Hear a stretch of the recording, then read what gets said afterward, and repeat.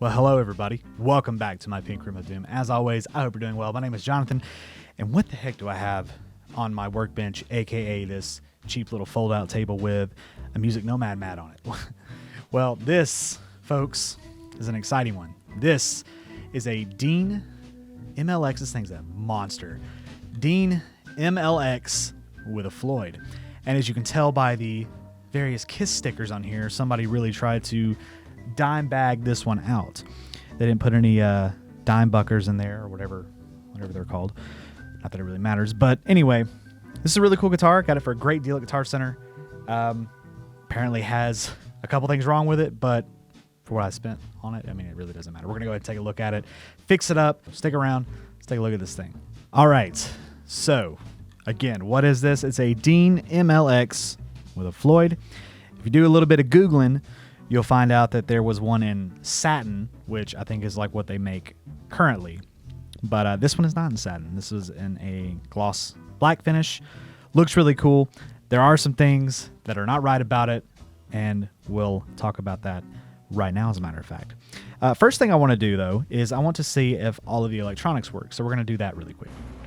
So I'm going to use my Black Star Fly and, controversially, a wireless system, just because I don't feel like pulling out another cable here. So yeah, people were saying that the wireless system sucks the tone out of your blah blah blah blah. I don't know. Anyway, so I'm just gonna turn this on really quickly. Gonna plug it in there. Yeah, the output jack is down there on that wing, in case you can't see that. But let's go ahead and turn the power on to this and turn it up so we can hear it. See what we got going. So no weird buzzing. That's a good sign. Let's go to the bridge pickup there. Probably be handy if I had a screwdriver. So let's tap the pickup, see what that does. So far, let's turn that delay off. Why don't we have delay on there? So far, so good. Okay, nothing on the neck. Middle position. Got both of those going. Nothing really down there on the bridge. Neck, cool, that works. As you can tell, totally in tune. I don't know if you can hear it or not, but you know. So here we go. This looks like it's a volume knob for the neck. Middle position.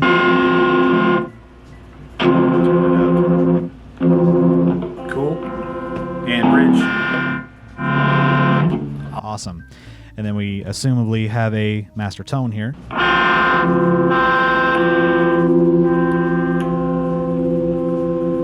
All right, so it looks like everything works electronically, which is nice. That means I won't have to bust out the soldering iron. By the way, I got some videos on that Black Star Fly 3 and that Locato wireless system. If you want to go check those out, they are on my channel. I may or may not link them in the description. Go check it out. You never know what's down there in that description.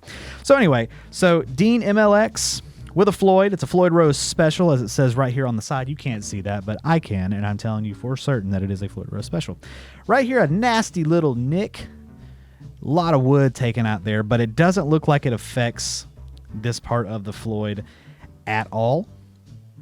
Got three-way switch here, as I said before. Master volume for the neck, master volume for the bridge, master tone for everything. Two pickups. Don't know what kind of pickups they are. Don't really care. They're probably just some Dean proprietary pickups. And the awesome MLX shape going on here. It's actually very, very comfortable.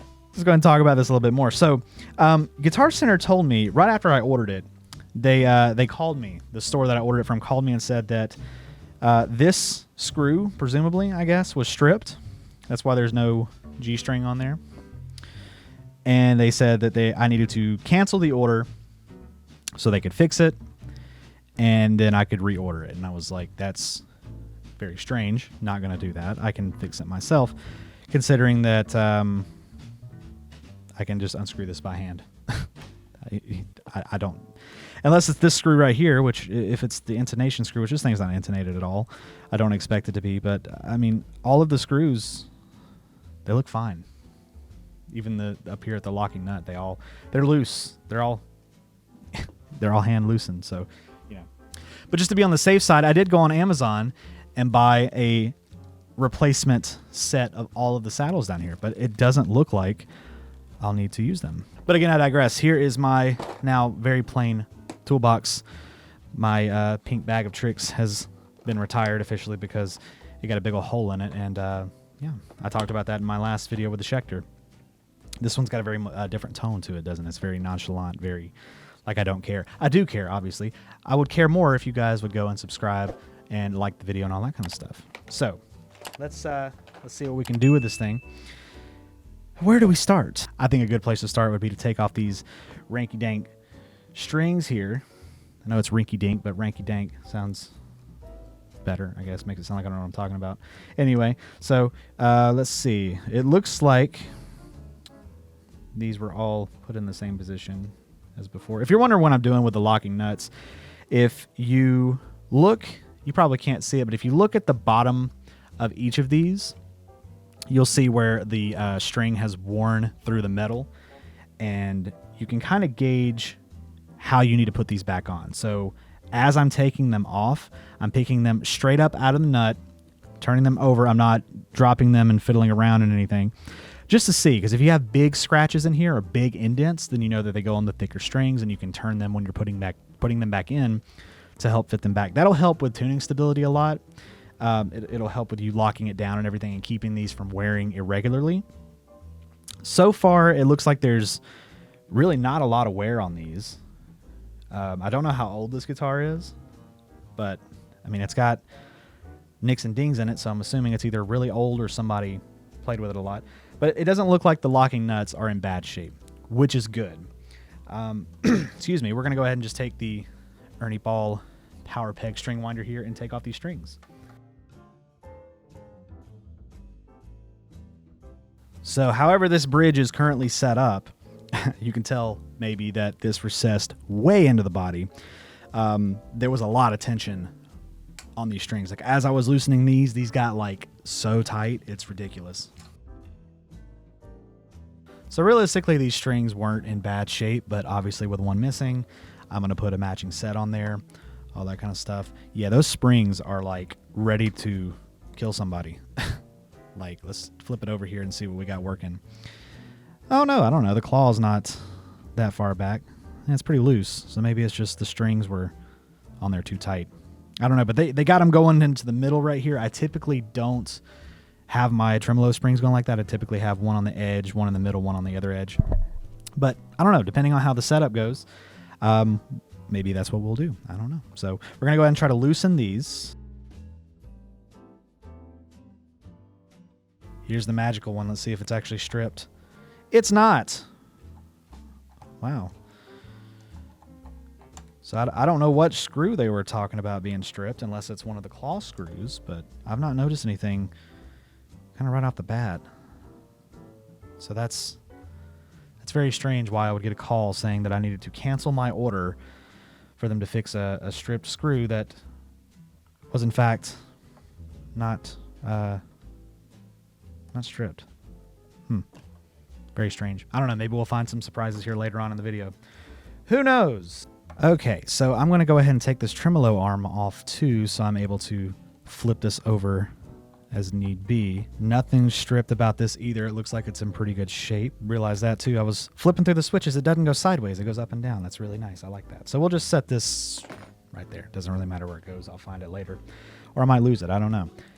So, yeah, let's go ahead and maybe clean it up. Try to get these stickers off first. Sorry, Ace. You gotta go. The spaceman. Not a big Kiss fan. So that wasn't nearly as painful as I thought it was going to be. We've had a guitar in here before. I say we because we're a family, right? We got to throw that in there.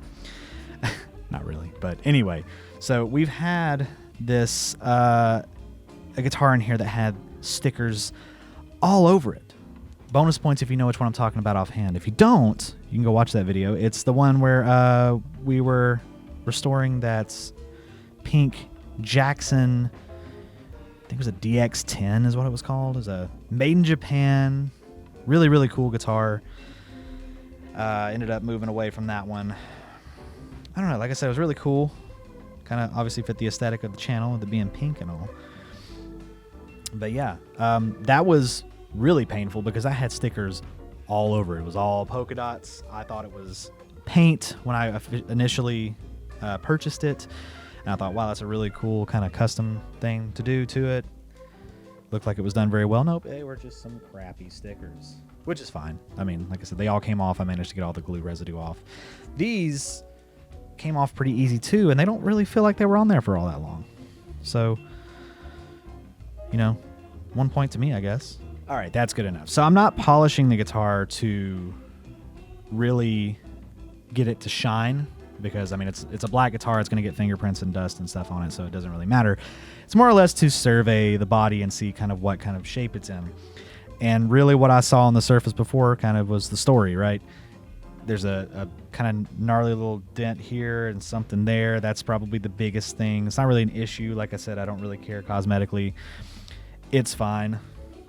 The back, I mean, there goes all of the little blocks for the tremolo, or at least one of them. Lovely. Don't do that. Don't do what I just did. But yeah, so there. I mean, it's a used guitar. It is what it is. Let's go and go to the fretboard. I know I'm talking a lot, but I enjoy this. And if you enjoy it, please, again, make sure you subscribe, hit the bell notification, like button, all that kind of stuff. I gotta get my lemon oil again. I'll be right back. So we go Dunlop 65. If you were wondering what I was cleaning the guitar with, it was my good old Music Nomad guitar detailer. You're probably wondering why I have a paper towel. As I said before, I've had this bottle of Dunlop 65 forever, so my dabber has long been worn out, and I had to throw it away. So what I do is I grab a paper towel. This is a Viva paper towel, and I just usually fold it over, and then I'll take it and just kind of pour it on there and rub it in. We're not there yet, but that's what I do. The Viva paper towels I like because they're real soft. But let's address the fretboard. So looking at it on the surface, looks to be in good shape. There are no like weird chips taken out of it or anything. The frets look like they just need a polish. They don't look or feel dented. They do feel scratchy and rough, but obviously you guys know what I like to do here. Take my 0000 steel wool and my fret guards, which are up here somewhere. They got tossed around, but there we go. Fret guards, again, I got these on Wish for like 50 cents. You could probably find them on Amazon for a couple bucks. Either way, they're just pieces of metal you lay on the frets, and they protect your fingerboard. So we'll do that really quickly, and you can watch. If not, hey, skip ahead.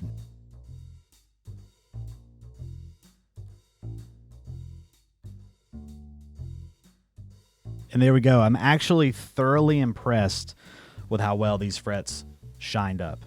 I like to take an old toothbrush and just kind of brush off all those like metal shavings, or kind of like maybe get in between the frets a little bit. The light was tricking me right here. I thought it was like really like warped, or like it was someone trying to round the fingerboard, but it's just trick of the light, some wood. So there we go. I mean, it's pretty nice guitar. This is kind of where all the action happens anyway. I mean, obviously with the Floyd and everything, you'll have a little bit more action down on the body, but I mean, the neck feels great.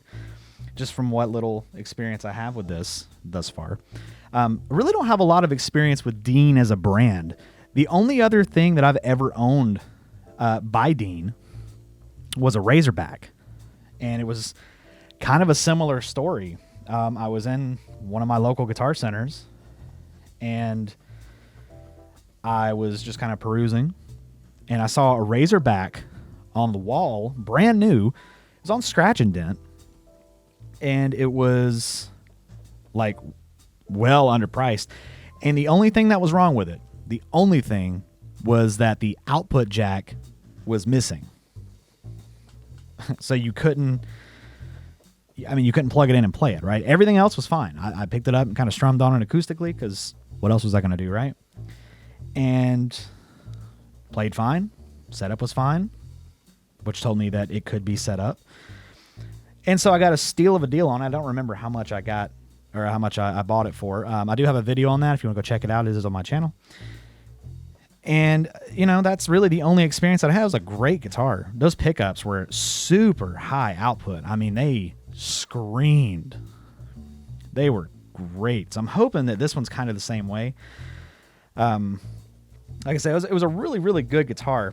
And I know how to solder and all that kind of stuff. I know how to replace that kind of stuff. Those parts is just part of the reason I like to buy used, because if there's something wrong with it, I can fix it. So I did that, got a cover for it, and you know, that's all she wrote. So we're gonna let this soak for a minute, and then we'll be back to wipe it all. So that big old headstock that everybody knows and loves. I don't even know what kind of tuners are on this, if they're like Grovers. No, they're just like, they're not labeled. They're just probably, again, Dean proprietary stuff. So, yeah, like I said, I'm missing this block here because I was a Nimrod and turned it over while they were loose. So let me find that, and then we'll work on restringing it. Fortunately, it didn't go far. It fell underneath my little thing there. So let's go ahead, pop you back in here. All right, what strings are we putting on here? Sorry, not Zim's guitars. I'm not doing a string choice jingle thing. We're going to be using some Diodario 10 to 52s. I'm probably going to keep this thing in half step, so kind of drop tuned, and there we go. That Diodario code is mine, as I always like to say. Not that anybody really cares, but I know there are some people that just kind of give them away. Not me. I enjoy my free stuff. That's what I was looking for, was that. So we could... Well, here, I need to actually open this pack of strings is what I was going to do. Anyway, leave me a comment really quick, too, if you've watched this far. Do you use the ball ends of this and, like, run them through your headstock, or do you snip them off and then, you know, run them like normal? Because that's what I do. I do have a video on how to set up a Floyd Rose the right way, even these cheap Floyd Roses. So make sure you go check that out, too. A lot of video recommendations in this one. But I guess that's good for me, huh? Okay, so now we're on to the dreaded G string, which was supposedly the problem and why I needed to cancel my order and reorder it after they fixed it. So I just want to see. So got the string in there just fine. Looks like it's lined up. Let's, moment of truth here. Let's see if we can screw this in. NANI? Ah. So, maybe they were telling some sort of truth there. Interesting. So, I've never experienced that before. So, yes, it looks like it is, in fact, stripped. So, taking a look at the screw, it looks like it's fine. I thought they meant that this part was stripped, like the back part of it was stripped and you couldn't unscrew it. But evidently, I'm a moron. So, let's see if we can take this saddle off, if I can find the right extension here. By the way, never, ever, ever unscrew these screws right here at the base of the saddles while this thing is at full tension. That's how you adjust the intonation, but they make a tool for that, which I actually have. But if you unscrew this screw while it's at full tension, it's going to go pop, and it's going to not make for a good time. So don't do that. Okay, so I'm going to just kind of examine this a little bit. Maybe see what I can figure out is wrong with this thing, because I'm not entirely sure what would be, unless it's the little block itself, which, I mean, if that's the case, I think I know what may have happened there. So let's see if I were to theoretically put that back in there and try to screw it in. Let's see what that does. Ah, see, it's just keeps going and keeps going and keeps going. Okay, so that works. Okay, so it is something to do, I guess, some combination of this whole piece. So, with that being said, we're going to take out one of these little pieces here and see if this will help fix the problem. So let's see. This looks like it's got all of it already put together. So there's the block, there's the screw, it's loose, it tightens. So I think we should just be able to put this as kind of maybe a direct fit. Okay, so good to know so far that that is a direct fit. And then I'm going to take our new block. Oh, yeah, so there we go. Oh, wow, yeah, so that was the problem. That's the problem. So the block here, this is the old block. It's stretched just about as much as your mom's. You know what? I'm not going to finish that. It's bad. The screw will not go into it. This new one looks like it's just a little divot, right? Where the new screw is going to go. So if you're experiencing a problem with, you know, your bridge, your Floyd Rose bridge, your strings not being held in place, it could simply just be the little block itself. So I would just unscrew it, take it out, unscrew it from the back, all that kind of stuff, take it out and check the block. But again, if you're still having issues with it, I would just replace the whole saddle. So now I should be able to fit this G string in there. Look at that. Beautiful. All right, so that was the major issue with this thing.